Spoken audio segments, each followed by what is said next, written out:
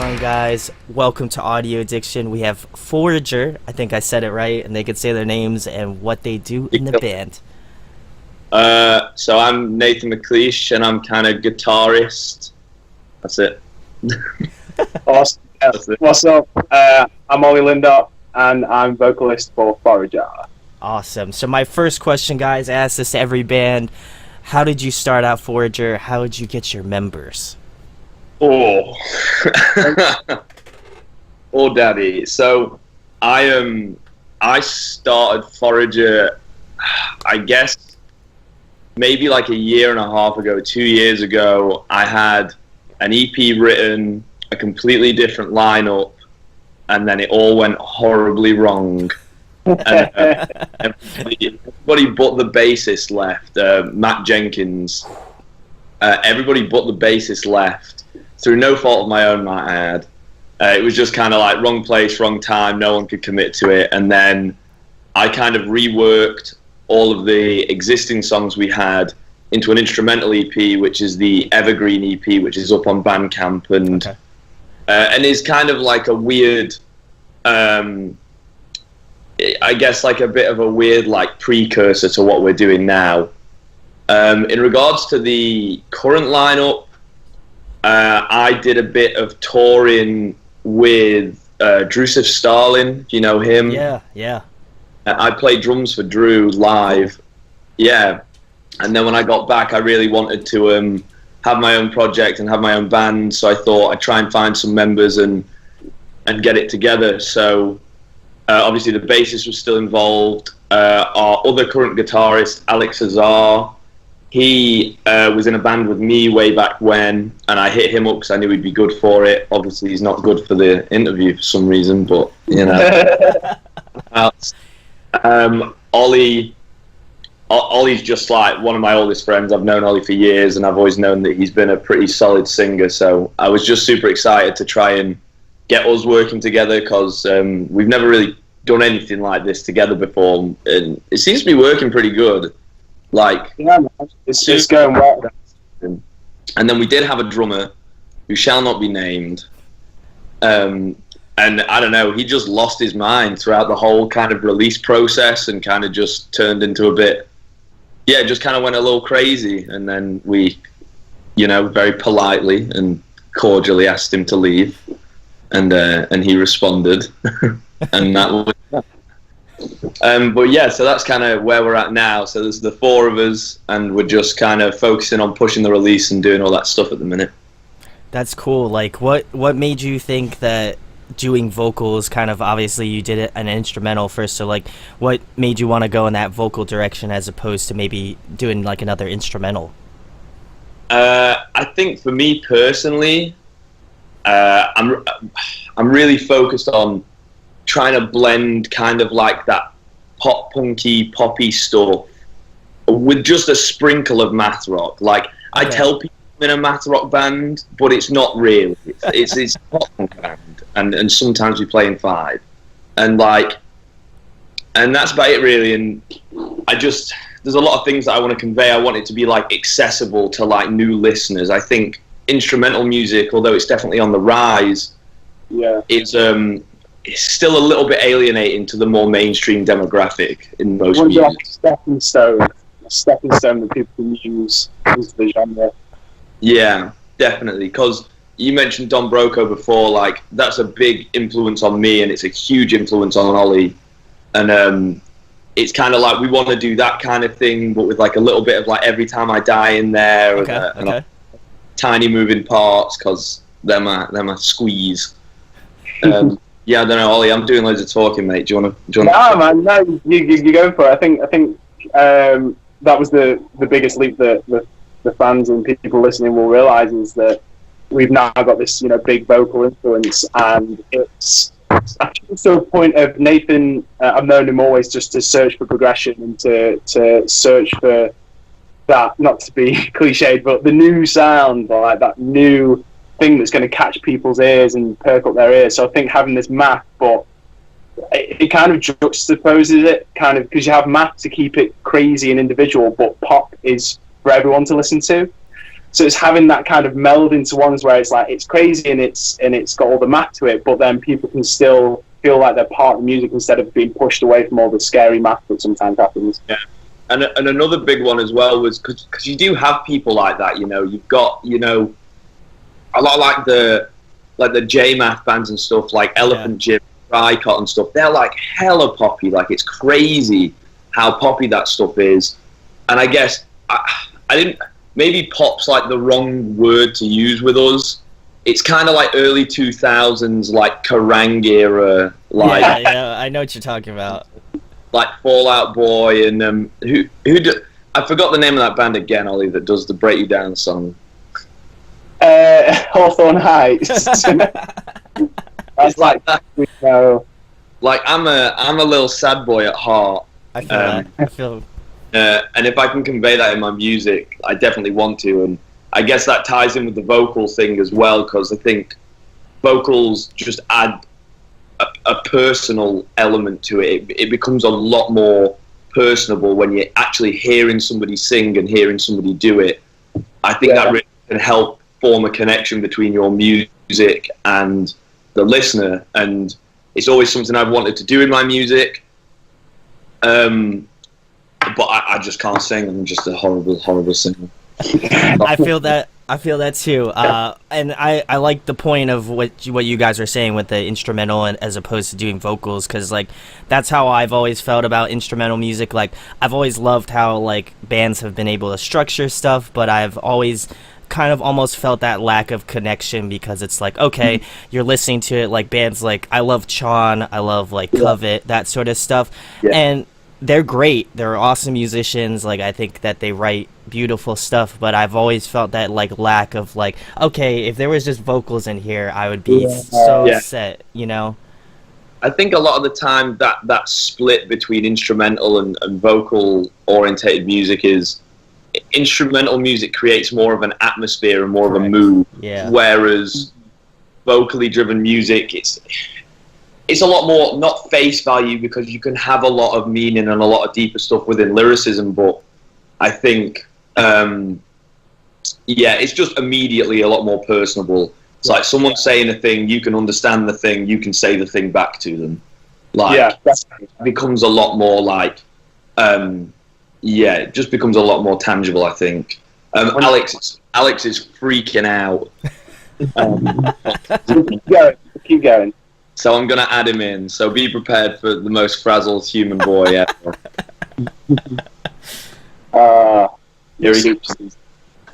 Did you have anything else to add to that, Ollie, before we like hop to the next question and we'll just make a giant cut? I think that's a great point with the with lyrics and vocals. It almost kind of spearheads a song. You know what I mean? It can really take a song from an idea to a statement or to a really significant, punchy point. And I think that's especially with, and again, I feel like in math as well a lot. And then also in the kind of, as Nathan said, the punky aspects, you need that punch, you need that arrowhead, because again, the songs are fast, they're very intense, and you need that again point on the arrow just to send it right to the listener, so they know what they're listening to. And if you've got a point to put across, or if you want them to feel a point, from you're gonna achieve that hopefully with lyrics and a melody. Awesome. Were you able to get him or not? I don't know what he's doing. So we're just gonna let it go. We're gonna move on to the next question, guys. The next question, guys. You guys have probably played some shows now at this point. So what are some favorite venues you guys like to play shows at or go catch a show at? So we're actually yet to play a gig. Oh, okay. Spicy stuff. We have got some stuff in the works throughout like November and October and stuff. I'm going to just jump in here, Nathan, because I think the biggest, when it comes to venues, the biggest story for someone is like first gig, first show. First gig we ever went to. And I don't know if it was yours, Nathan, but my first gig ever was at Manchester Academy in Manchester, Enter Shikari, back in 2000 and, or it would have been like 8 or something like that, or 7. I was at that gig, right? We went to that gig.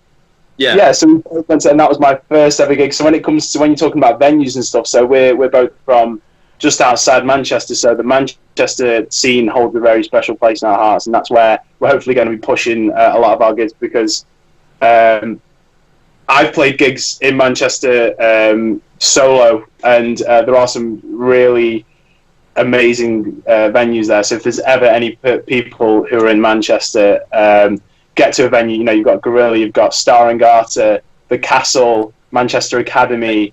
There's an old venue, Satan's. There's an old venue called Moho, which holds a special place as well.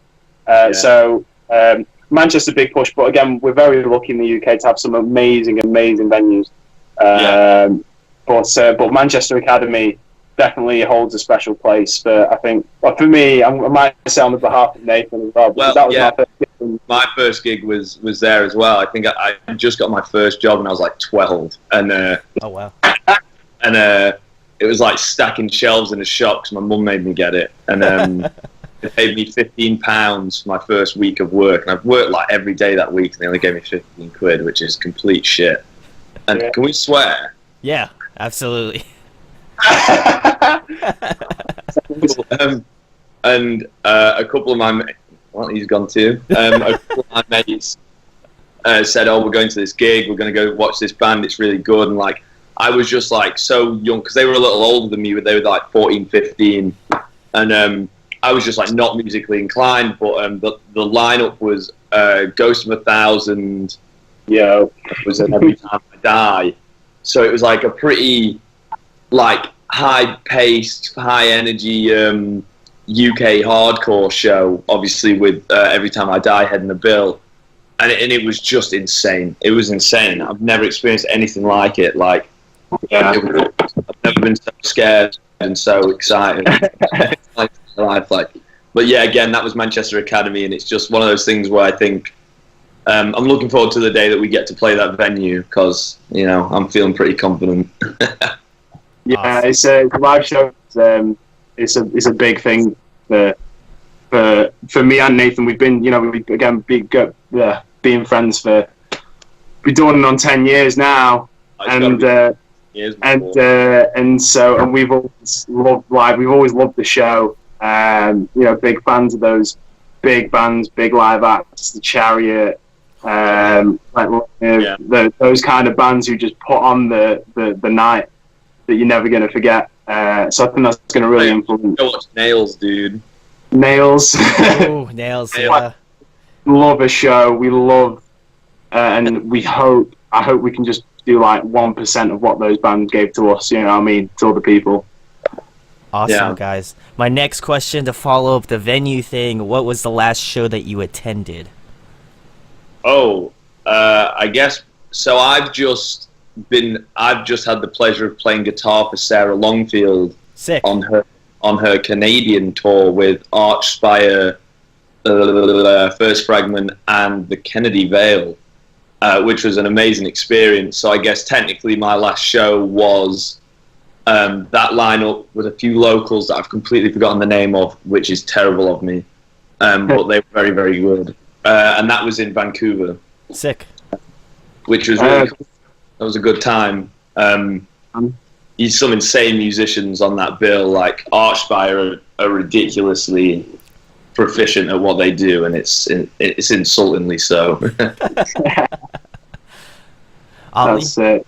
For me, it was one of my favorite bands, and again, this is where kind of tastes just kind of go all over the shop. I'm a massive Code Orange fan. Sick, yeah. Massive Code Orange fan, and again, going back to that live show and just general band image, they're uncompared. I think it's one of the most amazing live shows I've ever been to in my entire life. Their sound and their stage presence and their music is just so forward thinking, and it's such a refreshing taste on metal. And to see them like really do that live as well as on paper, you know, the whole package, you just go and you just realize that they've got it all. So those guys are super, super, super awesome. Awesome, guys. My next question. Oh, go ahead. Sorry, I was just gonna say, did you listen to any Car Bomb? Oh yeah, yeah. Car Bomb's awesome, Yeah. dude. Yeah, you know Car Bomb. Did you listen to Car Bomb? Yeah, Car Bomb's fucking sick, dude. I've been on a Car Bomb hype They're American, aren't they? I believe so. Yeah. Yeah. Because I went to see Code Orange with Gojira. Oh, sick. Okay. I think they were with. They were. Carbon was supporting Gojira. And Code Orange. There we go. Awesome, guys. My next question is probably the most important one you're going to answer. What are some of your musical influences? You can go first. Oh, me. Just going to keep it kind of on one kind of, because I could go on and on and on. But in terms of for Forager, big sing-alongs, love big sing-alongs. We've mentioned the name time and time again, Don Broco. Very catchy, very kind of percussive, rapid, almost like rapping lyrics. So I love them. In terms of incorporating the heavy vocals with light vocals and really being dynamic with what you're singing. Every Time I Die, Keith Buckley is amazing. His transitions between the heavy and the light are unbelievable. Again, one of the favorite bands of all time. British bands, there's something that me and Nathan really focused on actually when doing the vocals and the lyrics is we love British bands and keeping that British inflection on music. I'm not saying there's anything bad with the American inflection, but it's easy to fall into it, especially when you're coming across with those finger pointing, pop punk, blah blah blah. It's easy to get that American kind of twangy voice. There's a British band called Tobacco. It helps do that. Who has that? What's that, Nate? Oh, I'm sorry, I froze up. I think it helps carve out a little niche too if we've kind of got that vocal sound, because a lot of people just default to the American because it's easier to sing with an American accent. The plosives are easier to pronounce, and I think if you've got that British sound, it's kind of that like what's the name of that Scottish band? Not Biffy Clyro, the other one. That's like super Scottish. What are they called? Twin Atlantic? So there's a Scottish band. Maybe, yeah. Like, they're just so Scottish, and it just gives them that sound. Like that is like their sound in a way. So sorry, I completely cut you up there, Ollie. Please continue. That's cool, mate. Yes, it's cool. It was just so Don Broco, Every Time I Die. There's a Press Tomiko. There's a British band called Def Havana, which have the singer has a wonderful singing voice and lyrics. Actually, there's an American band called Like Pacific. Yes, yeah. Is it breaking up? It's breaking up a little bit. You're going. Oh, sorry. Getting a little gritty. But yeah, Like Pacific. They're an American band who are just doing their thing, and his voice is insane. He made it. He made it. Caught up and all fun. Did it all? Some going on there. Okay, cool. Is my connection all right? Yeah, you're good. Yeah, you are. Oh, Ollie's gone. He's gone. Drop eyes, mate. So I don't know. For me, like definitely, Every Time I Die had like a huge influence on me. More for just like energy and definitely lyricism. Ollie and I write the lyrics together a lot of the time, and we try to give them like a really obvious face value kind of subject, but in reality we're singing about something else. Like it's something else, and we're using the metaphor of this very kind of mainstream thing in like this really stupid way, because no one's going to pick up on it because it's too cryptic. But I enjoy doing it, and I hope Ollie does too, because he's the one that sings them, and everyone thinks that it's gonna be his stuff. So it's crossed the bear at that point. But yeah, Every Time I Die for lyricism. On the same wavelength, Listener, are one of my favorite bands. Like obviously the vocal style is so unique, but just their approach to lyricism and song structure and stuff, it was just so refreshing to hear. The first time I heard it, I was like, wow, this is fucking cool as fuck. Like, this is really cool. So I try to bear that in mind a lot when I write. I guess instrumentally speaking, it's, you know, your stuff like Chon and Tiny Moving Parts and like Fall of Troy come into it a lot. That kind of twiddly kind of fast stuff at times, but I know there's a lot of that going on in music at the minute, so I didn't want to oversaturate the Forager stuff with that. And I guess even to some degree there's too much of it on this EP, maybe, because it's a lot of those kind of like major minor 7 chord voicings, a lot of nines and stuff. Like, it's the Chon chords, you know what I mean? Like, it's been so overused at this point that it's good to use them because it will give you a sound and it will give you somewhere to kind of sit in terms of like a genre, but it's also going to be a lot harder to find your own voice within that. But I think we essentially just took, I guess, that kind of harmony and that kind of like style of playing and then just made it a little bit I guess just kind of hardcore-y. Yeah, a little heavier. A little bit heavier, but without kind of becoming like a noise rock band. I got you. Because I don't know, that kind of whole area of math rock, like, I really, really enjoyed the creative element of it, but there's some noise rock stuff where it's just like, just nonsense noise forever, and I'm just like, this is impressive that you spent all this money on pedals, but I don't know. What's going on here? What is happening now? I don't know.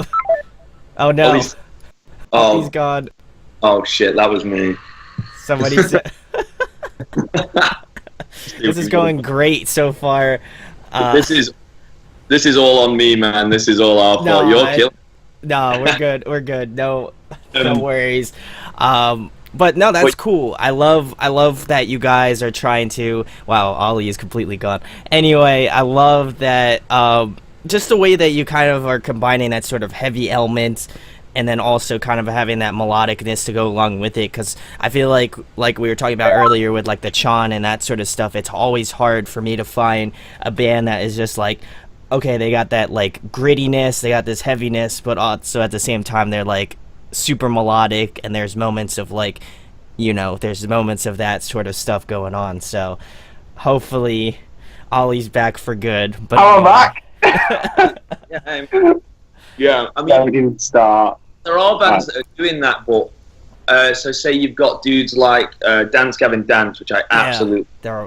But I just hate that the guy like does like this weird Attila rap thing, like whenever he screams. So like I'm like, maybe take that out and take some of what they're doing and use that, and then I guess Circa Survive as well. Yeah. And I can't really fault Circa Survive because they're just so good.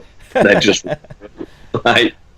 But again, a big thing when we were looking for a vocalist, because I kind of had the instrumental band formed before we started looking for a vocalist, and there was a bit of like a conflict between us, because I think in math rock it's the norm to go for that kind of like higher register, kind of more I guess effeminate voice in terms of vocalists, and I just, again, I really wanted to subvert that trope and be like, nah, the vocals are going to be such a big part of our identity. Like, it doesn't matter how much work like we're putting into writing the instrumentals. On first listen, all anyone's going to be listening to is the vocals and maybe the drums a little bit. Like, I'm under no illusion that it's going to be anything else. So I really wanted to get a vocalist that was going to kind of give us a bit of an individual stamp, and I think like Ollie definitely fits that bill. It's kind of like I've had a lot of people say it reminds them of Ruben. If you ever listen to Ruben, okay. It's kind of like Jamie Lenman's old band. They were like this weird heavy rock kind of but the vocalist was just had like a lower voice. Okay, and I yeah. kind of like set them aside a little bit, and it was cool. A little bit like Blackfish as well, if you know them. Okay, yeah, yeah. So that kind of thing. What was my point? I have no idea how I got into that tangent. Well, definitely enjoy this You're sort a of. sucker for a tangent, mate. Yeah. Well, while Ollie was kind of away, we were talking about just like heaviness and melodicness, like what you guys are trying to achieve. So I definitely like the direction you guys are going in. I think it's definitely unique, and I'm stoked for when the new material comes out and for people to hear it. But my next question, guys, kind of the follow-up to influences, which we took a little bit of a divergent path, but what are some bands that you've been jamming on repeat for the past couple months? Ooh. Shall I go first, Nate? Yeah. See if my camera will work for now. I've said it before, but like Pacific, I listen to them daily. I think the guy's voice is sick, and the songs are amazingly catchy. Really catchy. I'm a big sucker for Trash Boat as well. Yeah. Again, these are where all these pop punk kind of vibes are coming in. Like, I can't escape it. They always kind of creep up and are always in my music taste. Taking a look back as well, Take to the Skies by Shikari, that's had a reappearance in my library. That's like old school. Again, big sing-alongs, big tunes. And then I'm trying to think. And I'm a big acoustic fan. I've done acoustic songs and acoustic sets for a couple of years now. So someone he's actually from Ireland, he's called Dermot Kennedy. Okay. He's an amazing singer-songwriter, and he's been putting out new material all the time. So he's been a really amazing lyrical influence, but also his melding of acoustic, and also he does acoustic songs, but they are produced by rap producers and hip-hop producers. Okay. So he has this kind of weird melding of genres, which I think is really good. So if anyone out there, go check out Dermot Kennedy. He's my big heartthrob right now. Sick. Yeah, you, man.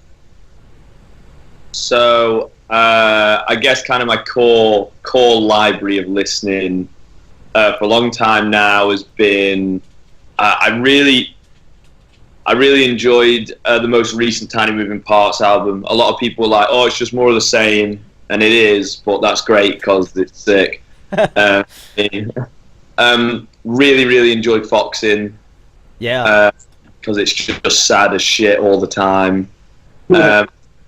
Likewise, Julian Barker. Oh, yeah, Julian Baker. I think you're right. Yeah. Yeah. That's amazing because it's super duper sad again. I guess on a slightly different note, Remo Drive. Oh, sick, yeah. Big into Remo Drive for a while.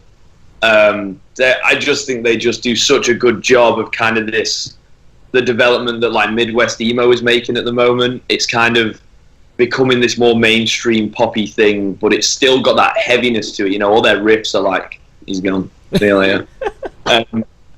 All of their riffs have just got this like drive to them, this heaviness to them that's just like so sick given the overall feel of the songs. I've also been listening to a lot of Tom Misch lately, who's kind of like a smooth jazzy kind of character. But again, I listen to a lot of like Hiatus Coyote and Little Tybee and kind of all this other stuff that's not necessarily just like super heavy or super mathy, like a little bit more chill. And a huge influence on me is Olafur Arnalds, if you're familiar with him. Unbelievable composer. Icelandic composer. I had the good fortune of going and seeing him play live in London earlier this year, and it was just mind blowing. I literally cannot put it into words like how how good that was. So Oliver Arnold's Big Boy. That's it. And that's probably it for me right now in terms of listening. Awesome. Well, I definitely have some bands that I'm gonna have to listen to now that you guys have mentioned for sure, because I'm all about that like acoustic, like sad shit. So I'll have to get on it. What to live for. Awesome, guys. My next question is a fun one. If you guys could pick a song to cover, what would it be? Oh my god. That's funny that you've asked that. That's really funny. For me, and this is like an immediate answer, like I can tell you straight away, my song is Club Tropicana by Wham. Such a sick anthem. It's like, just, you put that song on anywhere in the world, at any time, morning, afternoon, evening, everyone's going to have a sick time. Boom. Finished. Nathan, shut up, you got nothing to say, because that's the answer right there. I think for me, it's funny you've asked this because our EP is only like 17 minutes long. So you need a song to cover, yeah. So we need some songs to fill the set out. And I'm feeling a little lazy and I don't want to try and write anything at the minute. So we were like, oh, let's do a cover, and we just couldn't decide on anything. It was very frustrating. Big Justin Timberlake fan though, Nate. Yeah, I am. Justin Timberlake is a big boy. This isn't my official answer to the question, but Spaceship Coupe is my all-time favorite Justin Timberlake song. It's just okay. And it's a low flyer, flies under a lot of people's radars as the club classic that it is. It's just a great tune, but I think, I guess if I could cover any song in the way of like just to play it with a group of people, it'd probably be 7 Days by Sting. I think it's just okay. an unbelievably well written piece of music. It's egregiously well written. I can't handle it. Like that 5 groove, man. Like it's ridiculous. It's a ridiculously well written song in my opinion. So that would be my answer for sure. Awesome, guys. My next question, hitting you with the fun questions. Favorite food to eat? Oh shit. Hey, get your black book out. Get your list. I'm slimming down, me mate. I'm gonna do it. This green salad, my dude. Nate. So I'm gonna big up something right now. Me and Nathan, we were hanging out the other day. There's an amazing pizza spot in Manchester called Crazy Pedro's, and they do the best pizza. Sorry to whoever thinks they've got the best pizza, because you're wrong, because it's in Manchester. Crazy Pedro's, Deansgate. Get there and get some pizza down you, because it is so good. So yeah, good. I think my ultimate favorite food of all time is lasagna. Ooh, okay. The Italian classic. I just love that lasagna. That or mac and cheese, another classic Italian dish. Just carb city. Just why he can't stand up on the webcam, because it won't fit him in the screen. It's just all the digs. Lasagna packets. Oh my god. Alright guys, next question. If you could pick somebody to collaborate with, whether it be a guest spot on your next record or a producer, who would you guys like to go with? Ooh, that is a good question. I'd say, do you know what? Just friends, like friends that are in bands that we know. That's probably the best thing when you get mates involved and stuff like that, because then there's not that need to impress an artist or something. So we've got friends in different genres and just mates who we've known and played with for years. So to work with friends is probably the would be the coolest thing for me personally, because that's who makes or breaks you, in my opinion. When you're first starting up Facebooks and first putting your music out, you always send it to your mates. So to kind of get them involved, I think would be the coolest. Total cheese answer, but it's the truth, man. Well, that was lame. No, I do agree with that. the chap that we had producing our EP is a guy by the name of Matthew Woodburn, or Matthew Woodburn.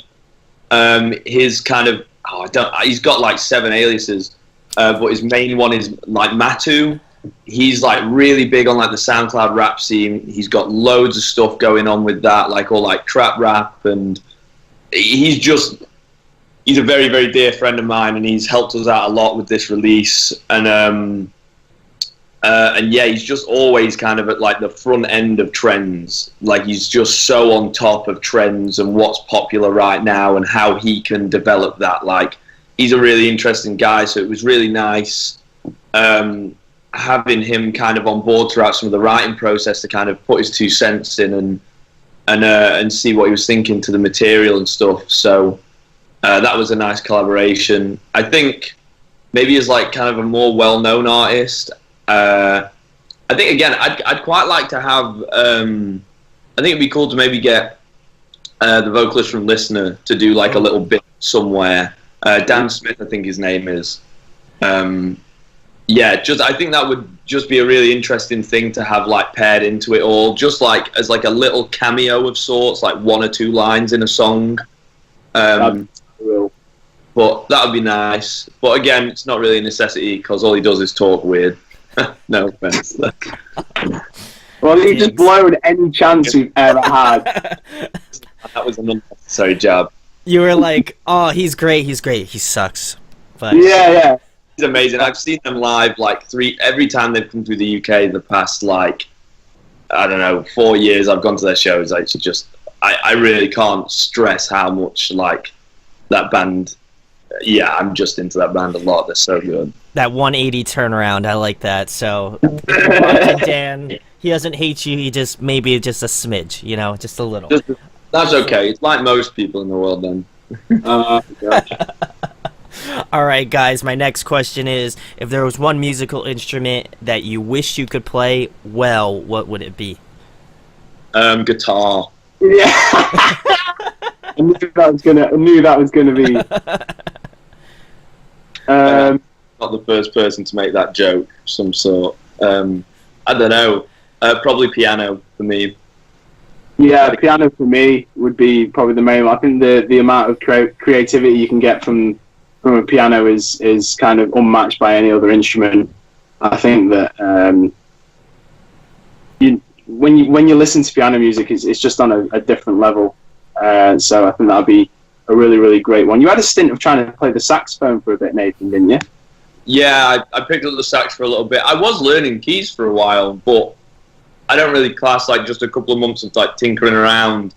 It doesn't really count, does it? You need to really like do it for a long time and really get to know the instrument. And I would love to do that with another instrument, because guitar's my second instrument, and I've kind of been focusing on that for the past, I guess, probably like 3-4 years seriously. And then again, I would just like mess around with it before that, but never do anything of worth.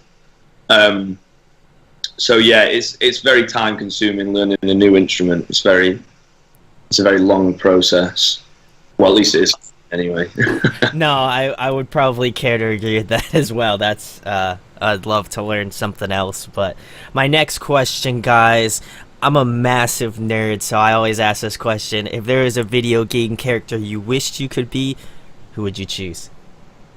Dude, that's a good one. You're not really that much of a gamer girl though, right, Lindop? Well, the only thing I'm thinking back to, I just think back to old video games that I played. Any of the WWE characters that we played. Any of them. They were yeah, I don't know. I really enjoyed the new God of War, so maybe just Kratos from that, because he's a big daddy, big beardy daddy. That's my answer. So good. Just for me, all I've got is Tony Hawk Pro Skater 2. Hell yes! Woo! Oh, just play. Oh no, wait. don't say Tiger PGA. From Skate 2. Who? Atiba. Oh my god. Oh shit. Fever in his pants. Oh man. I hope he's covered. So, Yeah. You guys, No. Yeah. you guys are gonna be on the next skate record. That's whenever that comes That- out. Let's That get would it. be Tony amazing. Hawk. I would die. I would literally die on the spot if EA were like, yo, gonna Just- put you on skate 4. Well, we'll just have to tweet at them. We'll have to be like, "Yo, let's Yeah. get it. Let's get it happening." So, Forager for Skate 4. Let's Yeah. do it. it. Hashtag it. Get it all going. It's gonna happen. Let's do it. Hashtag. All right, guys. Next question. In your opinion, who puts on a great live show in terms of a band that you've seen?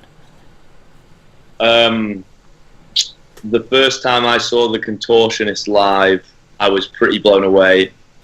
Just considering how like little theatrics they do, the atmosphere that they create is very, very impressive.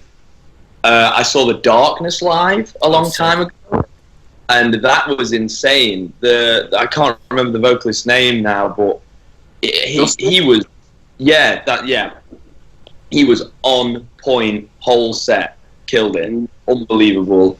And I guess Levi the Poet. I don't know if you guys have heard of him. Levi the Poet is like a spoken word dude, and he kind of does it to these big post-rocky kind of beats. I really, really enjoyed that. Again, he was supporting Listener last time they were through. And it was just, his set was really, really good. His whole live presence and the way, because he does like a big projection screen, and it's very impressive stuff. Yeah. For me, if it's not become clear already, I'm a sucker for a hardcore show. Yeah. They just really get me. So again, Code Orange. Again, that's kind of on the edge of that kind of industrial metal, but big Turnstile fan. Ooh, yeah. They're only getting better and better, in my opinion. Really, really fantastic live show. And then again with acoustic shows as well. Like as you said, I think the amount of passion that someone can create by themselves is unbelievable. So like City in Colour would be definitely one. Just there's actually a video. It wasn't technically, I wasn't at it. I've seen it on YouTube. So I was in my room with a lighter, but there's Dallas Green did a cover of Hometown Glory by Adele at the Royal Albert Hall, and I think if I would have been there, that my heart would have just stopped, because even sat at home listening to it on a crappy laptop, just unbelievable. So whoever was at that show had a ride of their life. So I'll answer on the behalf of them. Awesome. Well, I know Turnstile just announced that they're touring with Every Time I Die in the U.S. Sorry, an angel dust. So, Yeah. Ow. You guys just come over here. It's cool, more than welcome to come and chill, Bro, we're not even at our houses right now. He's at the front of the plane and I'm at the back of the plane. We're ready. Awesome. So my next question, guys, we talked about great live bands, so if you guys could compile a dream tour, who would be on it? What, a dream tour for us to be on, or just like a dream tour to come through? I feel like you should be on it. Like, if it's your dream tour, like you should be on this tour. No, but I don't want to play a show. I just want Okay, well. So, yeah. I don't know. That's a really tough one, because it's such an eclectic mix of stuff that I would want to see at any given time.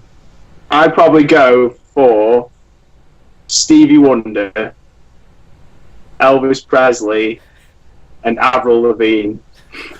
Oh my God. That'd be like ultimate final. Okay, I think for me, Dillinger, because I never got to see Dillinger live. It breaks my heart every day of my life. I feel that.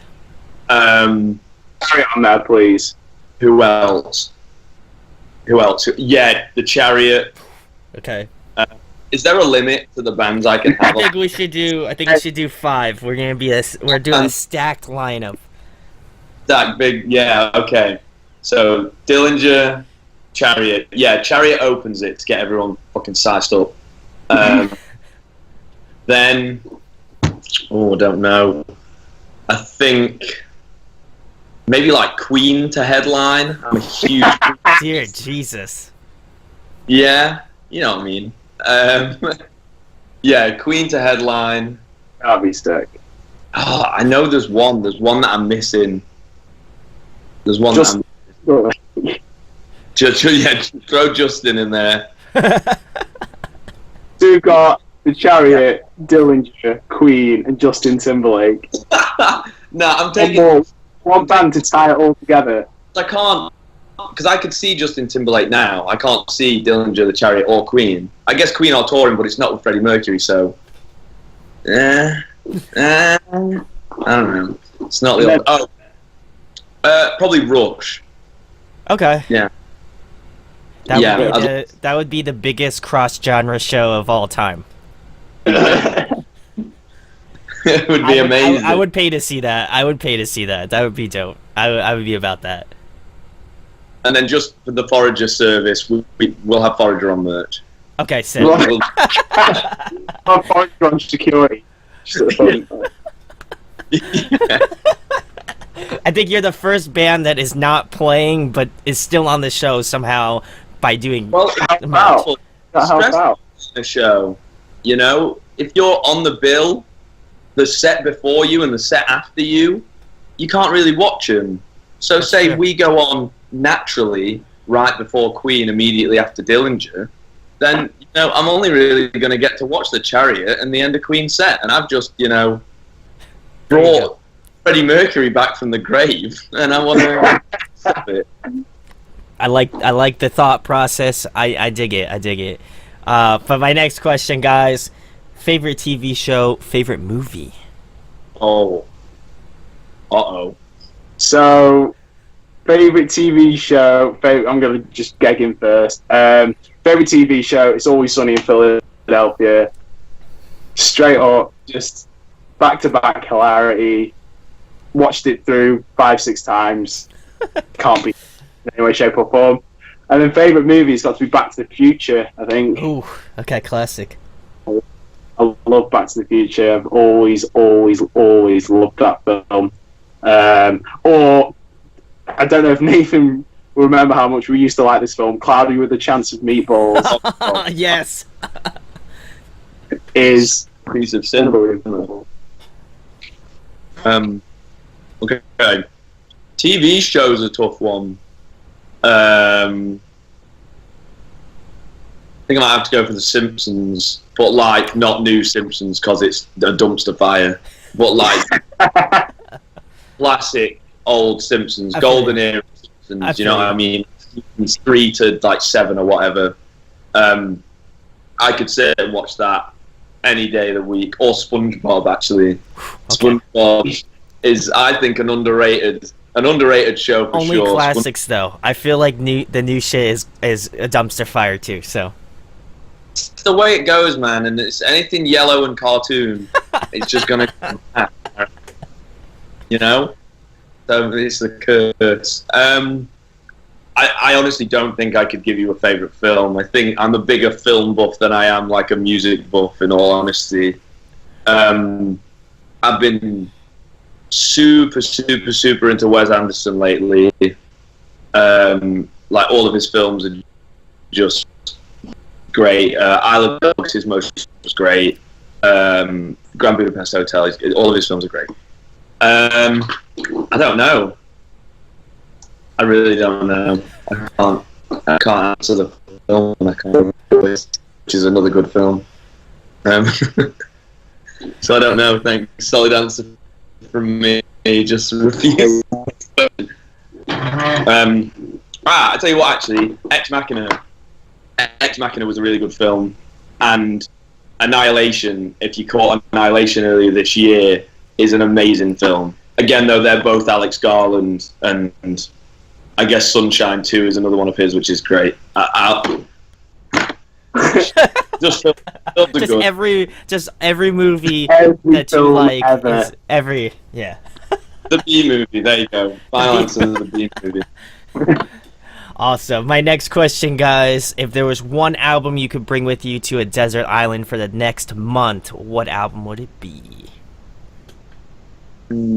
Instantly, I don't know why I've got these answers in my head. I think I'm just certain. But Bring Me Your Love by City and Colour. Classic. Straight up, just love them. But also, there's actually a British band who have released new stuff called Fickle Friends, who are really pop, kind of Tropicana, 80s synth wavy kind of thing, and I've got their songs stuck in my head at the moment, so I think they would get me through the heat on a desert island whilst dressing myself in coconuts and stuff. So they do me right. Probably Sound Awake by Carnival. Okay. Ooh. Yeah, I don't know. That album for me is like, I can't not listen to that album as a full song. Like, I just have to put it on. And I may not finish it, but I won't just pick a song out. I'll just put it on from the beginning and listen to it, and then that'll be that. It's just an amazing album. And I think, it holds a lot of nostalgia for me, just from when I listened to it for the first time. It's one of those albums where it really kind of brings back a lot of memories and stuff. So if I'm kind of alone on a desert island, that'll probably be quite useful.